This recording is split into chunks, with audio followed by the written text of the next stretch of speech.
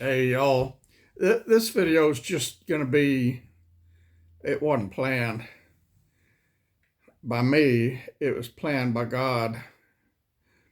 I got friends that needs prayer, y'all. And one of you new subscribers, and I can't remember who, and I apologize.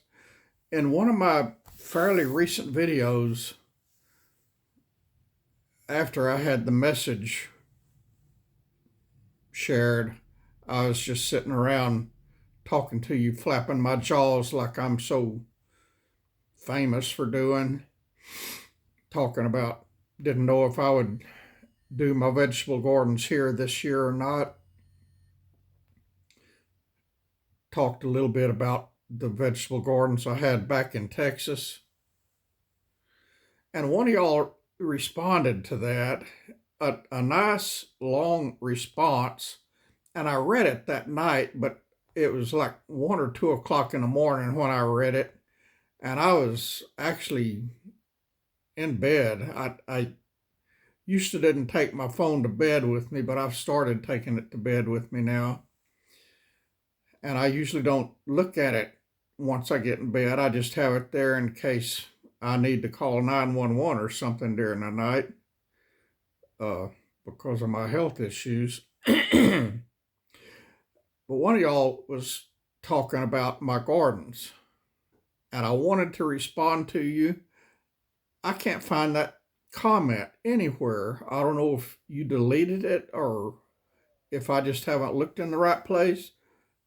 And just now I spent probably another hour looking for it, just looking at the comments in my last 10 or 15 videos. I don't know how many videos I went down. I cannot find that comment, but back in Texas, I had many gardens and I had some pretty good sized gardens.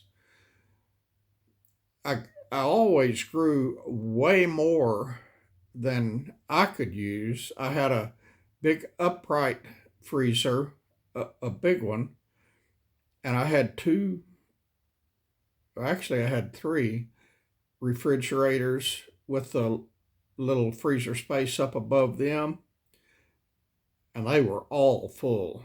And I don't know how many cases, probably about 25 or 30 cases of canning jars full of vegetables and fruits that I had uh, home canned in various different ways.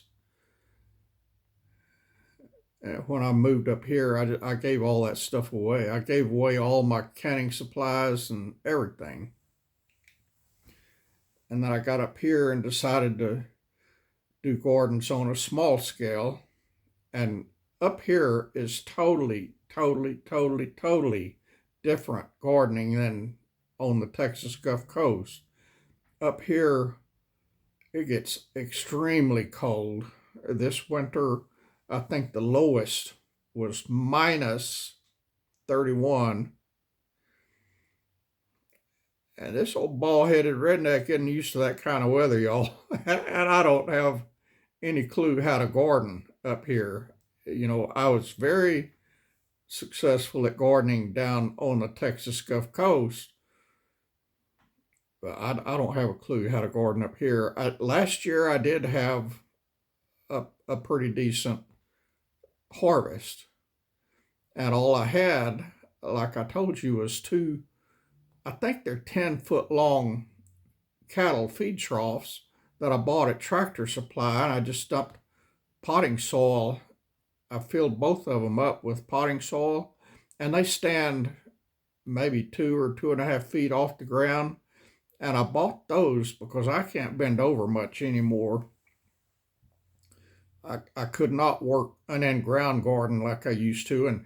And some of my gardens back in Texas were in raised beds, but they were on the ground. You know, I got 2x12s and bolted them together and filled them up with potting soil and had vegetables. And they were big, you know, not just a small little square. They were big. like 12 foot long and 12 feet wide. I'd get 12 foot long 2x12s, and I had several of those. I did have some in-ground gardens there. I had fruit orchards. I had several fruit orchards. I had black grapes and green grapes, lots of them. And I had blackberries and dewberries grew wild there. Uh, had 19 giant pecan trees, and I have no idea how many pecans I harvested each year. Uh, one year I weighed all that I picked up. They have special tools you use for picking up pecans, and that's what I used. I had several of those tools, and one year I weighed over 2,000 pounds of pecans that I picked up, and I would run ads on Facebook, tell anybody that wanted to come get pecans to come, they could have them for free if they picked them up. And there was people that came out and got free pecans that way. And even then, there were still pecans left on the ground. The deer and the squirrel and whatever other animals were out there had plenty. Those pecan trees just produced abundantly. They were there when I bought the land. They were huge. They were big pecan trees, and I don't know, 60, 70 foot tall, and they produced abundantly. Those trees and 3 pear trees and 60 something big giant oak trees and 1 pine tree were the only trees on that little farm that I had there when I bought it. And I added another 40 plus fruit trees, different kind of fruit trees. I had pomegranates and figs and plums and pears, and I can't remember what all. And I had a friend in town that had a big, huge lantana bush growing on the side of her house, and she wanted it cut down. And I said, I'll come cut it down for you if I can have a bunch of the cuttings from it, because I can make my own lantana bushes. And lantana bushes attracts hummingbirds and butterflies and honeybees. And I would plant flowers out there or bushes out there that would attract hummingbirds, butterflies, and honeybees. I had one time, there was honeybees out there all the time.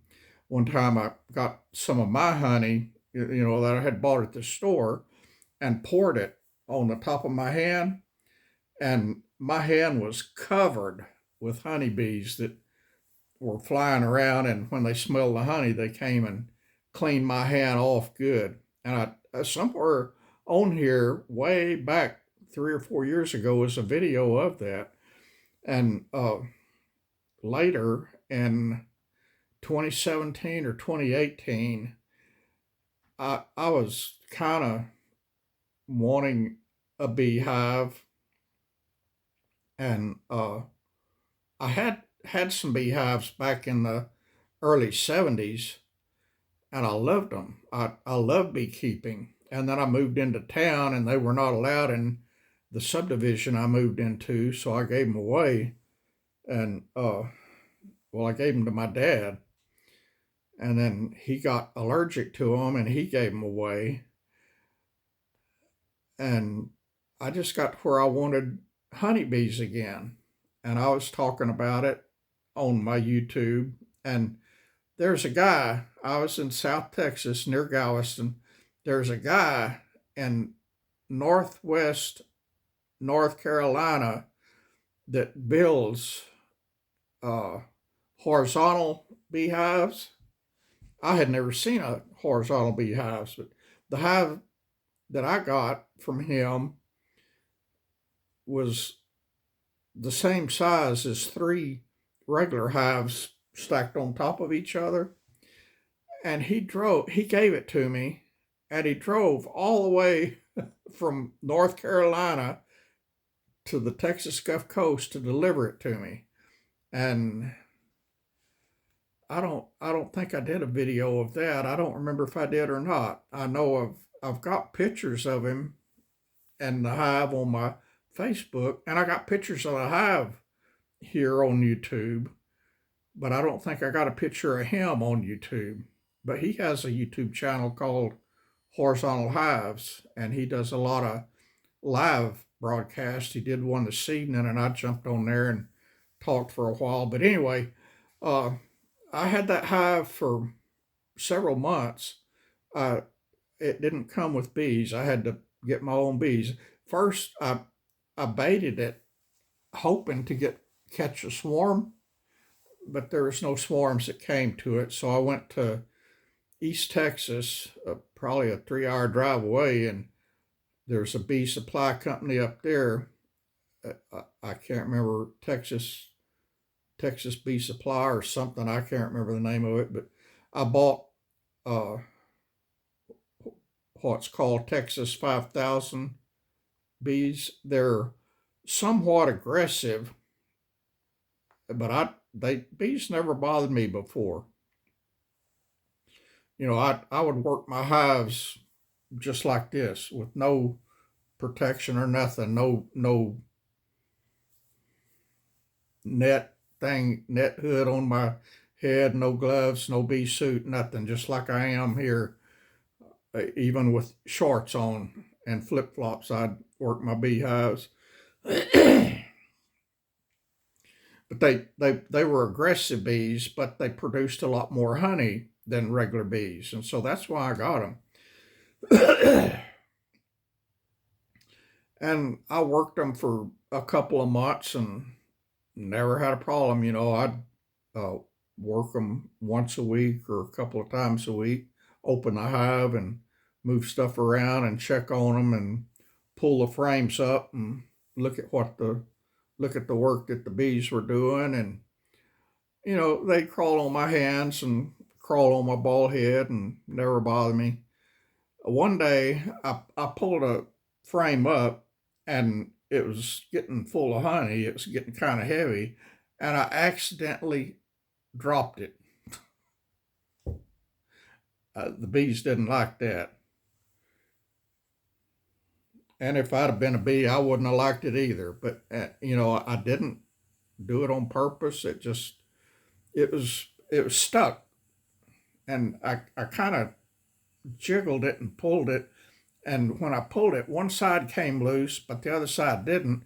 And then all of a sudden, the other side came loose, and that made me lose grip, and I dropped it. It didn't fall but maybe 1 inch, but it was enough to make the bees mad. And I had the camera set up on a tripod filming the whole thing. That video is on here too. And if you want to laugh your rear off, go look at that video. They started attacking me, and I started running like a little girl, trying to get away from it. And I tell you what, you cannot outrun a swarm of bees that's mad at you. I was running all over that land out there. And I don't remember how I finally got away from them, but I finally did. And I got stung quite a few times that time, and nothing happened. It didn't make me sick.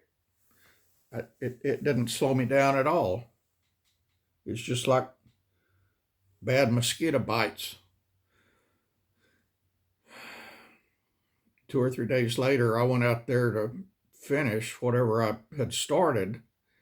And again, I didn't suit up because they didn't hurt me. They stung me, but they didn't make me sick or nothing.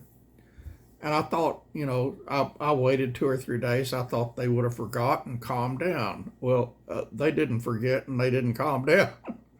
as, as soon as I opened the lid on that thing, they attacked me again.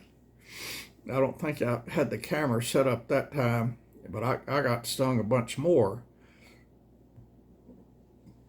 So I waited a few more days, and they didn't make me sick. I waited a few more days. Maybe I waited a week. I can't remember. That was 4 or 5 years ago now. I waited a while longer, and I drove all the way back to East Texas where that bee supply company was. They sell everything that you need for beekeeping. I bought me a bee suit. And the whole thing, from the top of your head to the part of the suit that goes around your shoes. And it all had Velcro so you could fasten it all up so nothing could get in. The I forgot what you think. The part that goes on your head had a zipper, had two zippers. One, they both started in the back and they came around to the front and they met in the front. And I put on the part on my head, but I didn't put on the rest of the suit. I went out there to work the bees, and about 60 of them found there was one little spot right where the two zippers come together that I didn't get it all the way zipped, and they went in through that little hole and was inside my helmet, between the inside of the helmet and me. And I got stung 60-something times on my head and face and neck. That time it made me sick.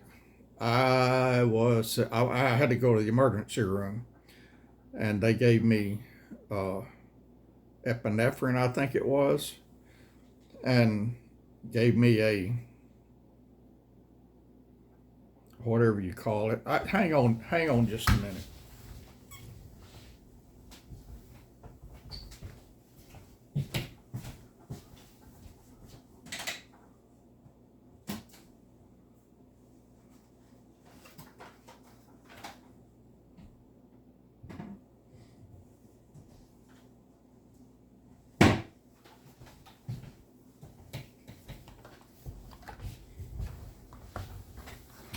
I said they gave it to me. Hospitals don't give you anything.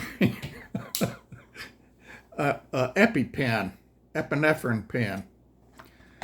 If you're allergic to bees or flying insects and get stung, they can kill you. And so you have to keep one of these EpiPens with you all the time once you get allergic to them. And if you get stung, you jab it into your arm or leg, and it puts medicine in there to keep you from getting killed. Well, they did the medicine there at the hospital. Then they gave me one of these, or sold me one of these to take home with me, and gave me a prescription, and I got 3 more. These things are like $700 each. That is crazy. I had good insurance then. I had to pay some, but it wasn't a whole lot. And this is the only one I got left. But anyway, after that, I got rid of the bees. I gave them to a friend in East Texas. He actually lives just a few minutes from that Texas bee supply store, and he has probably 20 or 30 beehives, and he called them his Satan bees. He likes them because they do produce a lot of honey, but he always dresses up the full suit from the shoes up to the hat every time he goes out there. Well, he does now. He used to didn't, but he does now. He has a YouTube channel called Bees and Tractors, but I don't think he does anything now. But the beehive I gave him, you'll see that if you go way back several years, 3 years back, you'll see the beehive on my channel.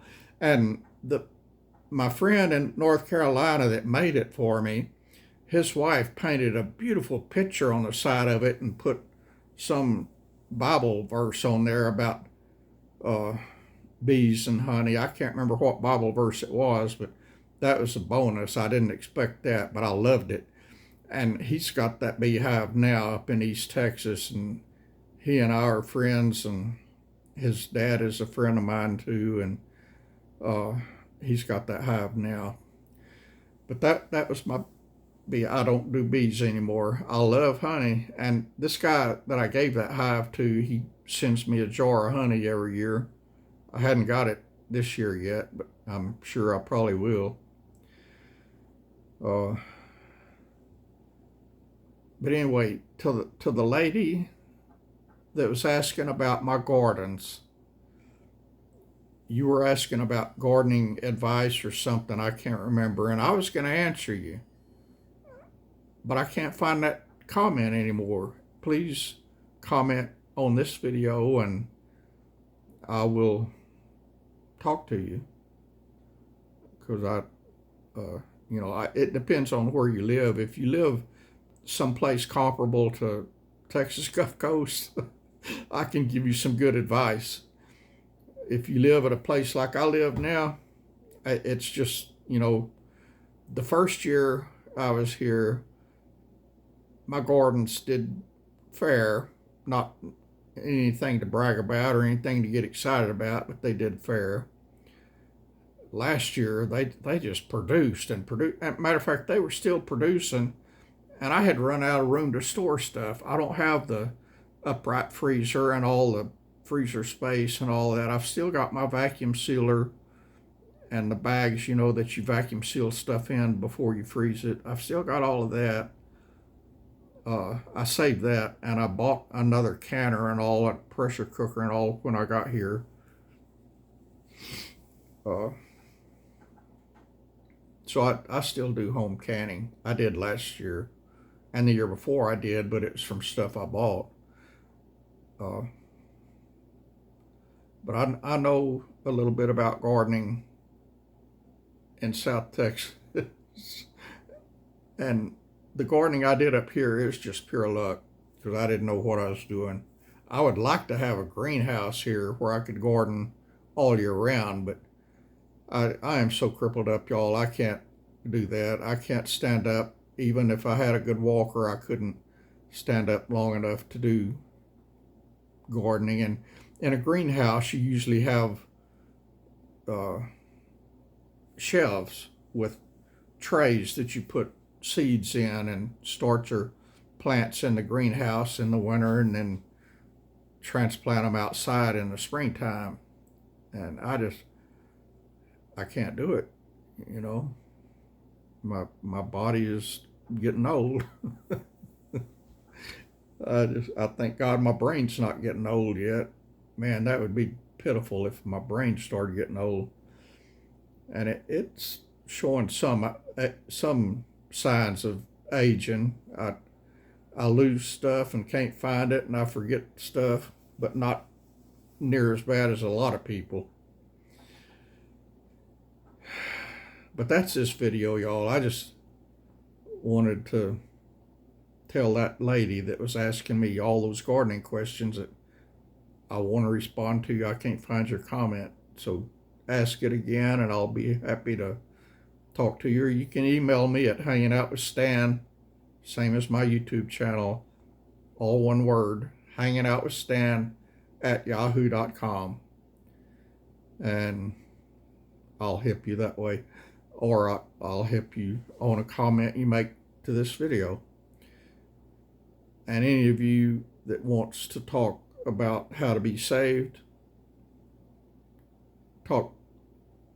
send me an email, HanginOutWithStan @yahoo.com, and I'll be glad to talk to you. I'm not afraid to talk to anybody.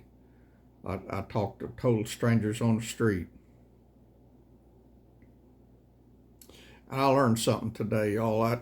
My doctor, my family doctor here, referred me to a pain management clinic over in the big town south of here. I was seeing a pain management doctor for years before I moved up here. I've got a pain pump implanted inside my abdomen has a catheter that goes up into the base of my spine, and 24 hours a day, 7 days a week, all year round, it was pumping pain medicine up into my spine. My spine is not in good shape, and it hurt. It's very painful. My back has been broken 5 places, my spine, and it's not in good shape. But when I moved up here, I weaned myself off of that pain pump for 12 months. Every month when I'd go in, they would slow it down where it wasn't pumping as much, and then at the end of 12 months, it was not pumping hardly anything at all, so they just turned it off. And I've not had it for almost 3 years, and I can really tell it. I could do a lot when I had that, and since it was pumping the medicine up into my spinal canal, it was not getting in my blood, so it didn't affect me, as far as driving or doing things. It just took away the pain up and down my spine, and it made me more physical. I could walk and bend over and pick up stuff and do all kind of stuff. And so I miss the help that my pain pump was giving me. Anyway, I talked to these people, this pain management place over in the next town, and he said he doesn't do pain pumps.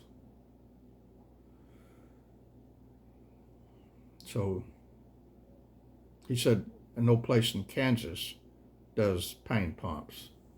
And that kind of surprised me, but I'm thinking, now I can understand, now I can somewhat understand why so many people here are on meth and cocaine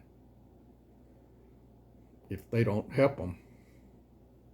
I'll never do meth or cocaine. I'll just hurt, and I do hurt. I got pain that I can't hardly stand. But I'll never go that route. But there, just about everybody in this town, it seems, is on meth and or cocaine, and they don't want me talking to them about Jesus. It doesn't stop me. I talk to them anyway. They're so messed up, I don't think they even know what I'm saying. Some of them got mad at me, though, and that was kind of scary. A couple of them was scary. But I talked to them anyway. And after they calmed down, I went back and talked to them again, and they got mad all over again. So I just pray for them now. That's it. That's that for this video, y'all. I just wanted to talk to you about nothing and see if hopefully that lady that was asking me the questions will see this video and I can help her. I like to help people, however I can. I was a good gardener. Every place I've lived, I had gardens. When I lived in California, I bought a townhome, and it didn't have a yard. It had about 3 or 4 foot wide strip in the back and in the front. And so I used that space for gardening, and it had a big balcony upstairs. It was 2-story, and it had a big balcony upstairs. And somewhere I got a photograph of that balcony. It was packed with vegetable plants, and they produced good. And I lived in the San Joaquin Valley in Central California, which is the biggest county in America for agriculture. And I loved seeing all the agriculture. It was everywhere, y'all. And that kind of got me, that's what inspired me to do all the fruit orchards back in Texas. I bought the place in Texas after I left California. I'm from Texas, but I have lived all over America and lived in England, and now I miss Texas. I want to go back to Texas, but I don't think I can afford to, and physically, I don't think I could move. I don't. Anyway, that's the end of this video. I love y'all. God bless you. And ma'am, if you ask me all those gardening questions, ask them again or contact me at HanginOutWithStan@yahoo.com, or I'll help you. I just can't find that comment to respond to now. Talk to y'all later.